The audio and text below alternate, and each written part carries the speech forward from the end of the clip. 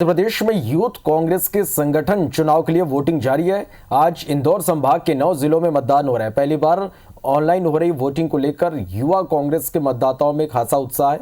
बता दें कि स्क्रूटनी के बाद प्रदेश में 3,20,000 यूथ कांग्रेस के मतदाताओं को मतदान के लिए चयनित किया गया है। इनमें इंदौर संभाग में सबसे ज्यादा 65,000 यूथ कांग्रेस के मतदाता हैं। सबसे ज्यादा कांटे की टक्कर प्रदेश अध्यक्ष पद को लेकर है। प्रदेश अध्यक्ष पद के लिए 14 उम्मीदवार हैं। इनमें विक्रांत भूरिया, संजय यादव, अजीत बोरासी और विवेक त्रिपाठी के बीच कड़ा मुकाबला देखने को मिल रहा है।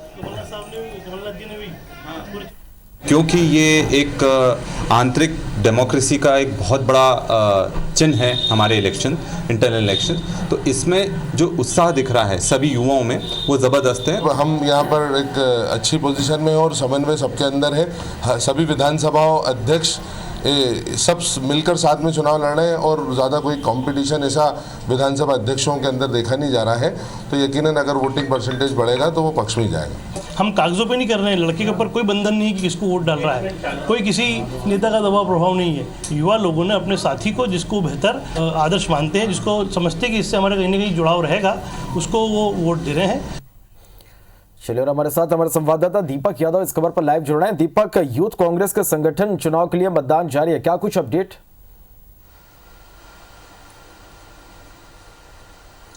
देखिए, 3 जिलों के लिए ये यूथ कांग्रेस के चुनाव हो रहे हैं। दरअसल 3,20,000 मतदाताओं को जो है चयनित किया गया है, जो कि मताधिकार का इस्तेमाल करेंगे यूथ कांग्रेस के चुनाव में।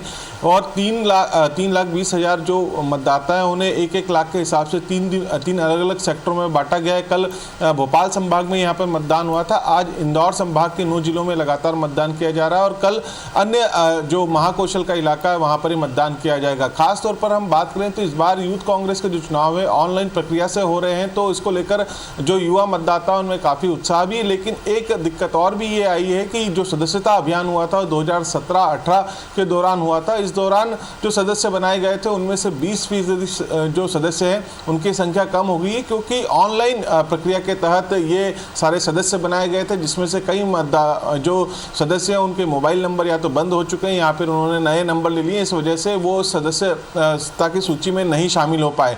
कुल 35% तक ये माना जा रहा है कि इतनी वोटिंग पूरे चुनाव में होगी। और ख़ास तौर पर जो सबसे बड़ा दावेदार है वो उसको लेकर प्रदेश अध्यक्ष को लेकर सबसे ज़्यादा कांटे की टक्कर है। अगर हम बात करें तो इंदौर उज्जैन संभाग से 2 बड़े दावेदार हैं, जिसमें कि विक्रांत भूरिया, इसके अलावा अजीत बोरासी हैं, और जिनका मुकाबला जो है खासतौर पर देखा जा रहा है संजय यादव और विवेक त्रिपाठी के बीच में। और कुल 14 जो प्रदेश अध्यक्ष के लिए उम्मीदवार है उन्होंने अपना यहाँ पर उम्मीदवारी कर रहे हैं। लेकिन चूँकि सबसे ज़्यादा कश्मकश जो देखी जाएगी और जो इंदौर के मतदाता हैं वही पूरे चुनाव का परिणाम साबित करेंगे कि किस को यहाँ पर प्रदेश अध्यक्ष का पद मिलता है, क्योंकि सबसे ज़्यादा मतदाता इसी क्षेत्र से आते हैं और हर एक दावेदार जो उम्मीदवार है वो कोशिश कर रहे हैं कि ज़्यादा से ज़्यादा उनके पक्ष में मतदान हो। हालांकि जो बड़े नेता हैं कांग्रेस के, उन्होंने अलग अलग तरीके से अपने कैंडिडेट को सपोर्ट भी कर रखा है। लेकिन जो निश्चित तौर पर देखा जा रहा है कि जो यूथ कांग्रेस के चुनाव काफ़ी लंबे अरसे के बाद हो रहे हैं, इसकी वजह से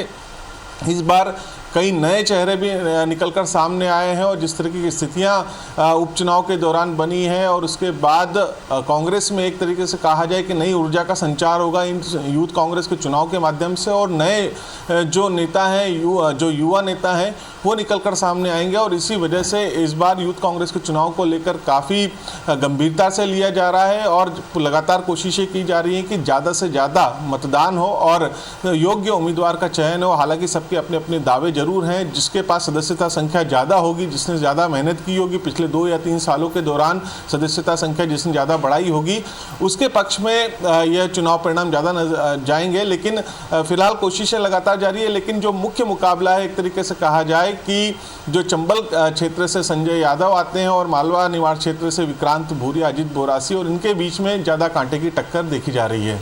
चलिए, आप दीपक इस पर नज़र बना के रखिएगा। अपडेट हम आपसे लेंगे। फिलहाल के लिए बहुत शुक्रिया आपका इस पूरी जानकारी के लिए।